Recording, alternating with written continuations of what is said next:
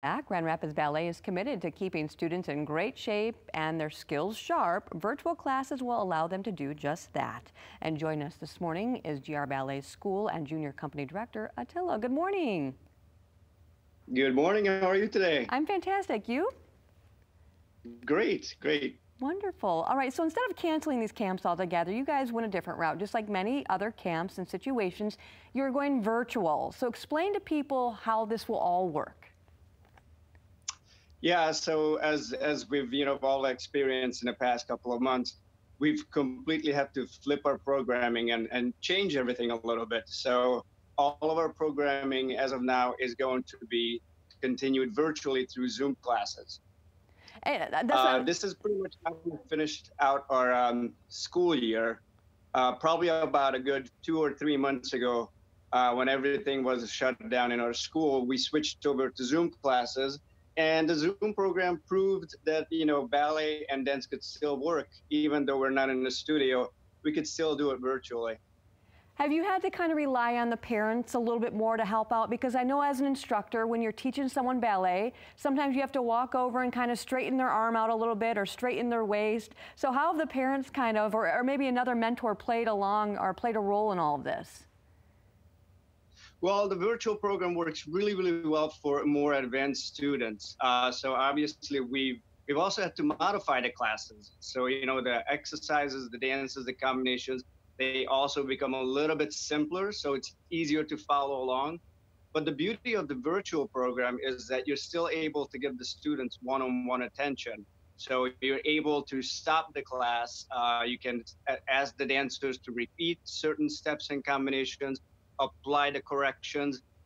Virtual programming, if you're working with somebody that's maybe 3 or 4 years old, that might be a bit more difficult. And yes, in that case, they would need some adult supervision.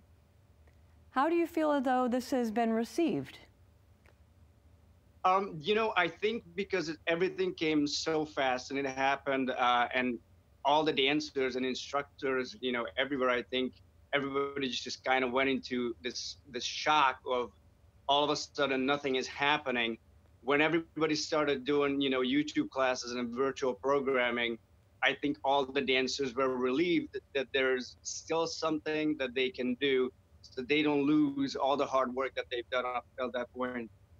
And it's such a nice release, a nice mental release, right? To feel like you're doing something that's healthy still when it's such a sad time in some situations, for a lot of people. So this has got to be great to know that you're still helping these young men and women in such a big way.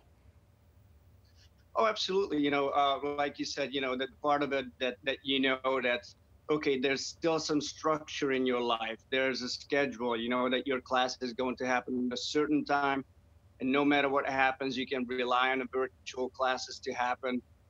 You're also able to see your classmates, even though it's only virtually.